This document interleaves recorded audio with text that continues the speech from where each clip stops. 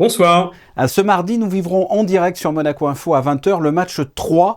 Avant d'en parler, j'aimerais que l'on revienne sur les deux premières rencontres. Salle Gaston Médecin, la semaine dernière, deux rencontres totalement différentes. Comment est-ce que vous analysez ça? Alors je dirais que sur le match 1, la Roca Team s'est fait un peu surprendre Mhm. par l'agressivité, la volonté, la détermination du Maccabi de faire un coup dès le premier match finalement, parce que c'est souvent comme ça que ça se produit dans Ouais. ces affrontements. À ce niveau-là, il n'y a pas vraiment de surprise, mais en tout cas, une concentration, une détermination plus forte côté Maccabi, alors que peut-être Monaco était un peu distrait par ce qui s'était passé auparavant dans l'histoire de ce club, puisque c'était une Coupe de France, la Mhm. première de son histoire. Ouais. 2 jours après, la Roca Team vous le savez, parfaitement repris en dominant le Maccabi jeudi au match 2. C'est souvent le cas dans les séries Mhm. longues comme ça, parce qu'il faut 3 victoires, hein, bien sûr, Oui. pour se qualifier. Je pense que chacun a pris sa victoire. Bon, évidemment, le Maccabi a l'avantage du terrain, mais je pense qu'aujourd'hui, enfin, à partir de demain, plus précisément, on va pouvoir assister à un affrontement davantage tactique encore. Mhm. Et puis un premier match également avec peu de changements du côté de Monaco, hein. Juste 8 personnes. Un deuxième match où ça a beaucoup plus tourné. Ça peut être aussi, Alors, selon vous, la clé de la victoire? Alors effectivement, parmi les ajustements, parce que dans ces séries, encore une fois, on parle beaucoup d'ajustements d'un match Mhm. à l'autre, puisqu'on Ouais. est appelé à se rencontrer peut-être 5 fois.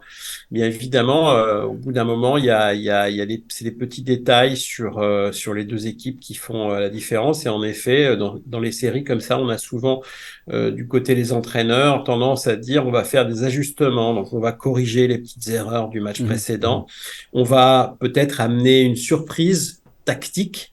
C'est ce qu'a fait Sacha Obradovic, à qui on avait reproché en effet d'avoir dès le premier match un peu limité sa rotation Mhm. à 8 joueurs. Il a retenu la leçon, il s'est ajusté le surlendemain et il a effectivement, on l'a vu, inclus Yacouba Ouattara dans le 5 de départ. Qui a été Yacouba déterminant dès le départ d'ailleurs, hein. a été déterminant dès le départ parce Mhm. qu'il a donné en effet le ton, l'agressivité, la détermination défensivement d'abord, et en plus il réussit ses 2 premiers shoots à 3 points, donc ça a lancé un petit peu la soirée de la Roca Team. Et puis on a vu un Jordan Lloyd qui avait été, allez, disons-le, catastrophique lors du premier match, être tout à fait au-dessus du lot le Impressionnant, hein. Mhm. surlendemain. Oui, de quoi faut-il se méfier avec le Maccabi selon vous? D'abord et avant tout du fait qu'il joue à domicile. Eh On oui, sait, c'est la meilleure équipe d'Europe à la maison. Cette ouais. saison, Seulement deux défaites, hein, c'est je crois, pas hein. 2 défaites en Ouais. 17 matchs de Mhm. saison régulière.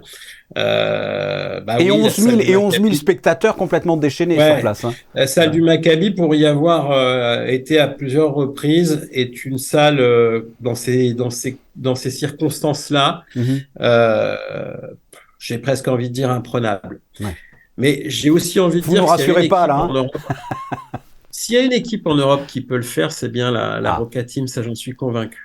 Bon, la Roca Team l'a expérimenté en début de saison, puisqu'elle a joué un match là-bas. Elle menait même de 18 ou 19 points dès le premier, en première mi-temps, Mhm. avant de perdre, Mhm. malheureusement. Mais néanmoins, elle connaît cette salle, elle a démontré qu'elle était capable d'y performer. Reste à savoir si elle va être capable de maintenir un écart Mhm. important, Mhm. comme elle n'avait pas su le faire lors du match aller.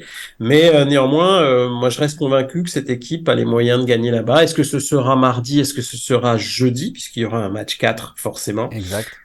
C'est toute la question. La Roca Team a remporté donc il y a quelques jours la Coupe de France, domine depuis le début de la saison le championnat de France et est actuellement en quart de finale de l'Euroleague. Pour vous, c'est l'année de Monaco, notamment en Betclic Elite, que l'on n'arrive pas à remporter. Et pourquoi pas aussi à l'Euroleague. C'est la bonne année selon vous? Ça y ressemble en tout cas, Ouais. parce qu'aujourd'hui, il y a non seulement un objectif, vous l'avez, on le dit, du Final Four, mais vous l'avez dit également, il y a Mhm. l'objectif du championnat de France, qui est un objectif très important pour une équipe qui n'a toujours pas remporté et qui a besoin de le remporter, tôt ou tard. On peut imaginer qu'une défaite, une élimination serait ressentie comme une énorme déception et qu'il faudrait se remettre très vite parce que les playoffs du championnat de France débutent autour du 20-23 mai. Et si jamais la Roca Team a le bonheur de se qualifier pour le Final Four, pareil, les playoffs du championnat débuteront juste après le Final Four, quelle qu'en Mhm. soit l'issue. Mhm. Il Mhm. faudra aussi se remettre. Donc Mhm. c'est vraiment quelque chose qui, pour un moment, à mes yeux, est encore un peu flou, mais oui, dans l'absolu, la Roca Team a tout en main pour être championne de France cette année. Et puis en plus, on avait l'année dernière Okobo en face de nous, cette fois il est chez nous.